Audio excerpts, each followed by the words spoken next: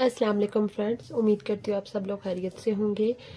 आज मैं आपके लिए लाई हूँ बायोकेमिस्ट्री चैप्टर का लेक्चर नंबर 4।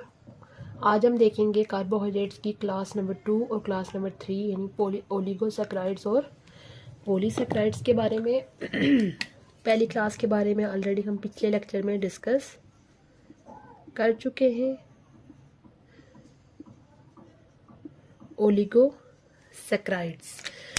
ओलिगोसैकराइड्स यानी कि जो मोनोसैकराइड्स यूनिट जो पिछली क्लास में हमने पढ़े थे वो आपस में मिलते हैं। मिलने के बाद जो न्यू क्लास बनती है उसको बोलते हैं ओलिगोसैकराइड्स। यानी कि ओवरऑल अगर हम यूनिट्स की बात करें कि कितने यूनिट जो है वो ये ओलिगोसैकराइड्स में मिल सकते हैं, 2 से लेके 9 मोनोसैकराइड यूनिट जो है वो इसके अंदर मिलते हैं ओलिगोसैकराइड्स में। अब कितने यूनिट मिलेंगे उस बेस के पे इसको भी डिफरेंट क्लासेस में डिवाइड किया जाता है on the basis of unit. कौन से यूनिट? मोनोसैकराइड यूनिट की बेस पे। अगर हमारे पास 2 मोनोसैकराइड मिलके बनाते हैं तो इसको बोलते हैं डाइसैकराइड्स। उसके बाद अगर 3 यूनिट मिलते हैं तो ट्राइसैकराइड्स।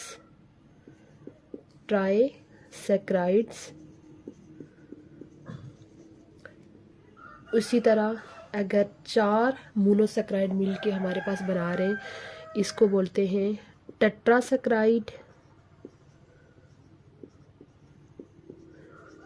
उसी तरह 5 को पेंटासैकराइड, 6 को हेक्सासैकराइड, 7 को हेप्टा, 8 को। इस तरह से हमने यानी कि इनको कर लेना है इसकी क्लासिफिकेशन। कौन सी क्लास की? ओलिगोसैकराइड्स की। यानी कि किस बेस पर क्लासिफिकेशन की गई है कि कितने यूनिट अटैच है। जैसे मोनोसैकराइड में हमने क्लासिफिकेशन की थी कि कितने number of carbon atom present है, उस बेस पे ट्रायोसिस, पेंटोसिस ऐसे उनके नाम थे। तो यहाँ पे कितने मोनोसैकराइड यूनिट अटैच हैं उस बेस पे इनको डिफरेंट क्लासेस के अंदर डिवाइड किया जाता है। तो डाइसैकराइड जो होते हैं यानी 2 उसके अंदर यूनिट होंगी। अब डाइसैकराइड की जब हाइड्रोलाइसिस होती है, अगर हम इनकी हाइड्रोलाइसिस करें तो हाइड्रोलाइसिस ज़रा ये 2 से मिलके बने हुए हैं तो इससे हमारे पास 2 यूनिट वाले यानी 2 मोनोसैकराइड हमारे पास बन जाएंगे।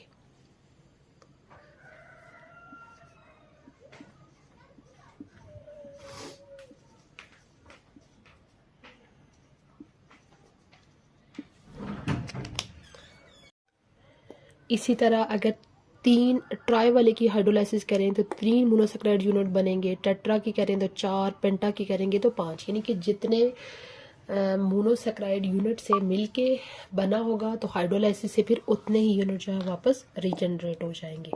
अब ये जो डाइसैकराइड जिसके लिए ऑलरेडी इसके बारे में बता चुकी हूँ कि इसके अंदर कितने मोनोसैकराइड अटैच होते हैं, 2 मोनोसैकराइड अटैच होते हैं। इसकी अगर हम डिफरेंट एग्जांपल देखें डाइसैकराइड्स की, सुक्रोज,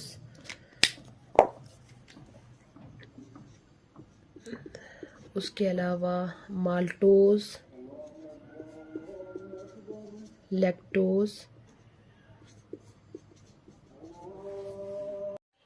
अब ये जो है सुक्रोज का अगर हम देखें, ये जो हम घरों में चीनी यूज़ करते हैं, शुगर यूज़ करते हैं, बेसिकली वो सुक्रोज होती है। ठीक है, उसको उसके और भी इसके नाम होते हैं। इसको बोला जाता है केन शुगर। उसके अलावा इसको बीट शुगर भी बोलते हैं, टेबल शुगर भी बोलते हैं, ये डिफरेंट नाम है किसके? सुक्रोज के। और सुक्रोज जो है वो किस में प्रेजेंट होता है, यानी कि ये डिफरेंट चीज़ों के अंदर जो है ये प्रेजेंट होगा। कैसे? जैसे ये एप्रिकॉट के अंदर होता है,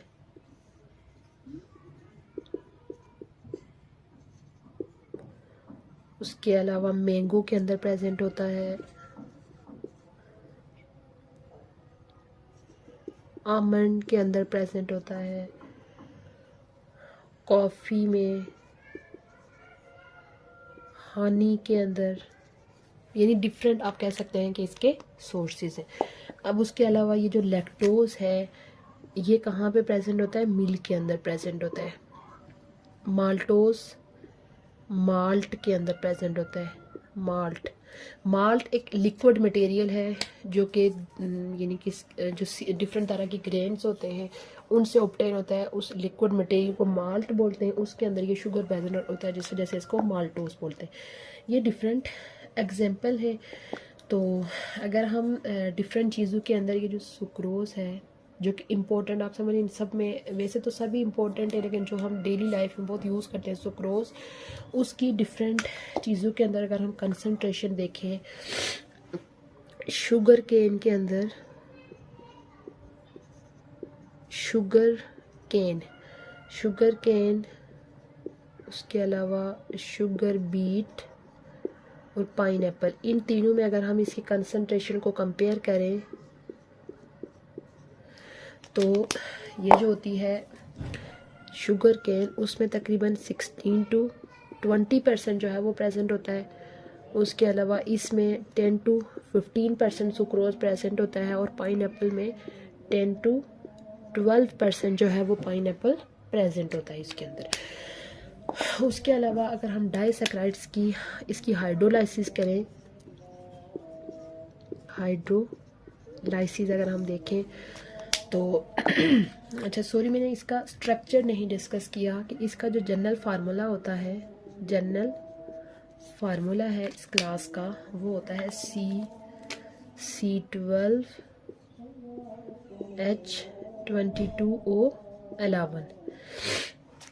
ये देखें उसमें जो पहली मोनोसैकराइड्स है उसमें C6 था, तो यहाँ पे देखें 2 यूनिट अटैच हैं तो इस वजह से C12H22O11 इस तरह से हो गया।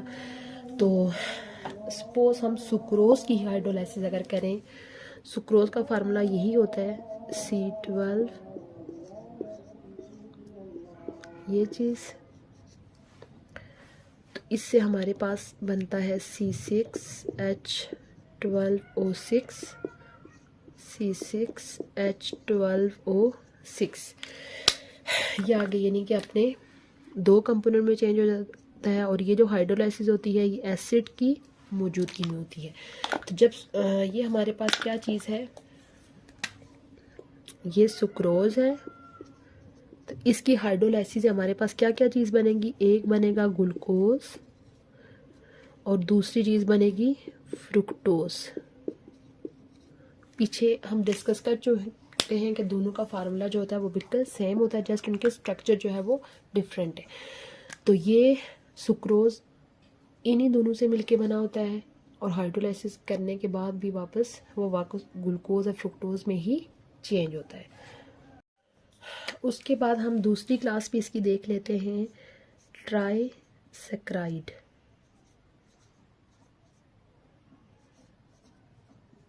यानी कि ट्राइसैकराइड जिसके अंदर 3 यूनिट जो है वो प्रेजेंट होंगे।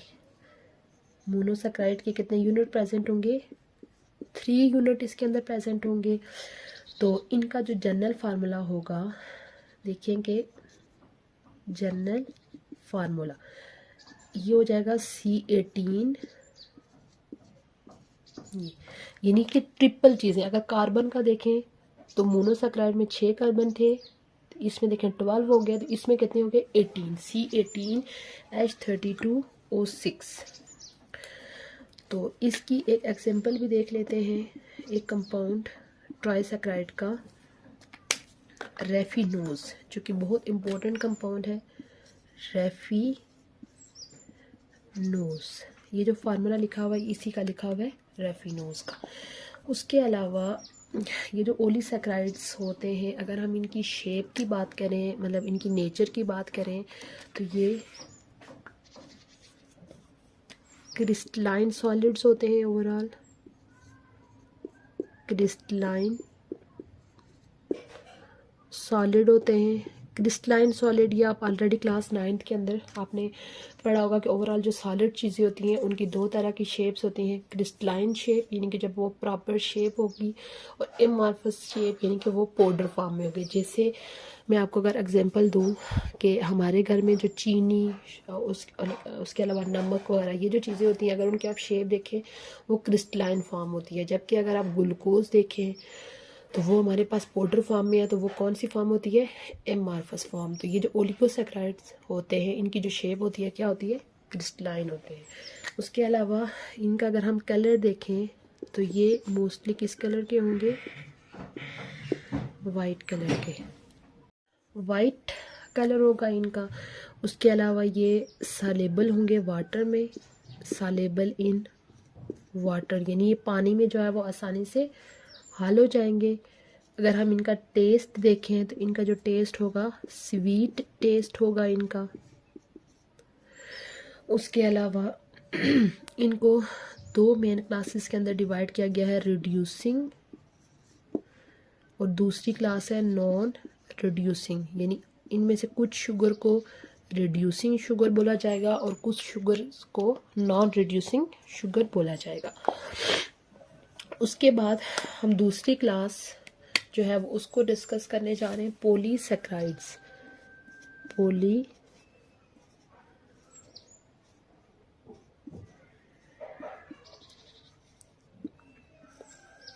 सैकेराइड, जैसे कि आप इसके नाम से देखें पॉलीसैकेराइड्स, पॉली का मतलब होता है मेनी, ये जो वर्ड है पॉली,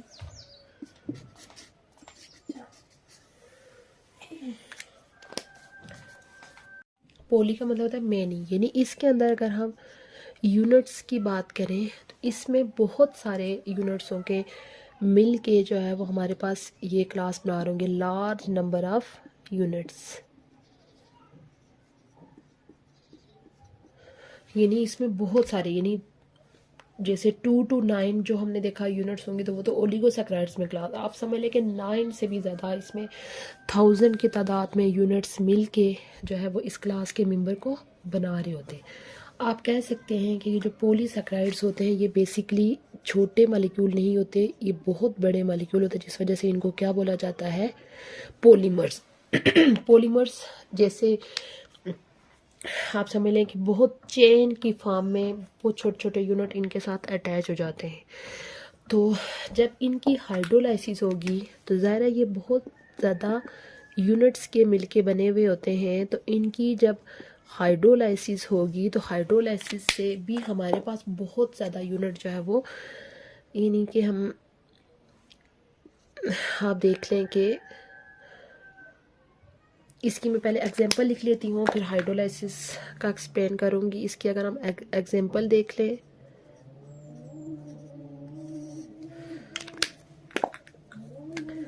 इसकी एग्जांपल हो गई स्टार्च,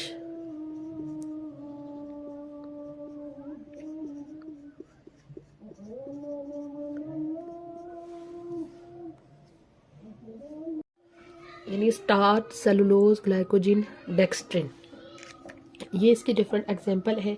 स्टार्च जो है, स्टार्च और सेलुलोज जो है वो प्लांट्स के अंदर होते हैं और ग्लाइकोजन जो है वो एनिमल के अंदर प्रेजेंट होता है। तो अगर हम देखें सेलुलोज की हाइड्रोलाइसिस करें तो हमारे पास ग्लूकोज मॉलिक्यूल बनेगा और n number of glucose molecule, यानी हमारे पास जो है वो कितने ग्लूकोज मॉलिक्यूल होंगे यानी उसकी कोई हद नहीं है, क्योंकि 1000 की तादाद में ग्लूकोज जो है वो आपस में अटैच होते हैं तो हमारे पास क्या बन जाता है? सेलुलोज। ये था हमारा आज का लेक्चर जिसमें हमने दो क्लासेस को डिस्कस किया, ओलिगोसैकेराइड्स और पॉलीसैकेराइड्स को। इस लेक्चर को सम अप कर लेते हैं।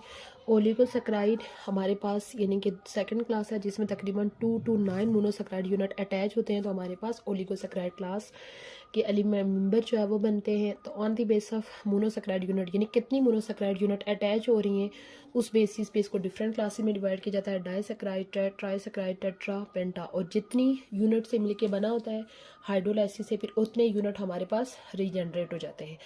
तो डाइसैकराइड क्लास की बात करें तो 2 यूनिट्स होंगे। इसके डिफरेंट एग्जांपल हमने देखी, सुक्रोज, माल्टोज, लैक्टोज। सुक्रोज के डिफरेंट नेम होते हैं जैसे table sugar, beet sugar, cane sugar. ये एप्रिकॉट में होता है, मैंगो में, आमंड में, कॉफ़ी, हनी। उसके अलावा माल्टोज माल्ट में, लैक्टोज मिल्क के अंदर। इसका जनरल फार्मूला C12H22O11। तो ये हमने डिफरेंट कंसनट्रेशन देखी थी सुक्रोज की, शुगर केन में, शुगर बीट में और पाइनएप्पल में। तो अगर हम सुक्रोज के हाइड्रोलाइसिस करें तो हमारे पास 2 मोनोसेक्राइड यूनिट ग्लूकोज और फ्रुक्टोज बनते हैं। ये फिर हमने ओलिगोसेक्राइड की डिफरेंट प्रॉपर्टीज़ डिस्कस की। ये क्रिस्टलाइन सॉलिड होते हैं, वाइट कलर के होते हैं, वाटर में डिज़ोल्व हो जाते हैं। उसके अलावा सॉरी ओवरऑल पूरी क्लास की ओलिगोसेक्राइड क्लास की वो होती हैं डिफरेंट प्रॉपर्टीज़ हैं। स्वीट इन टेस्ट होते हैं, रिड्यूसिंग और नॉन रिड्यूसिंग शुगर हैं। उसके अलावा ट्राइसेक्राइड्स यानी 3 यूनिट मोनोसेक्राइड अगर अटैच हों तो इसका जनरल फार्मूला C12C18H32O6 और इसके एग्जाम्पल है रेफिनोस। उसके अलावा दूसरी क्लास पॉलीसेक्राइड्स। पॉलीसेक्राइड मीन यानी कि large number of monosaccharide unit attach होकर पॉलीसेक्राइड में आते हैं, जिस वजह से इनको पॉलीमर बोला जाता है। इसके डिफरेंट एग्जांपल हमने डिस्कस की जैसे स्टार्च, सेलुलोज, ग्लाइकोजिन, डेक्स्ट्रिन। तो स्टार्च और सेलुलोज प्लांट्स में होते हैं, ग्लाइकोजिन एनिमल्स में। तो अगर हम सेलुलोज की हाइड्रोलाइसिस करेंगे तो हमारे पास n number of glucose molecule हमारे पास ऑब्टेन होते हैं। ये था हमारा आज का लेक्चर जिसमें हमने ओलिगोसेक्राइड्स और पॉलीसेक्राइड को डिस्कस किया। उम्मीद है आपको आज का लेक्चर अच्छा लगा होगा।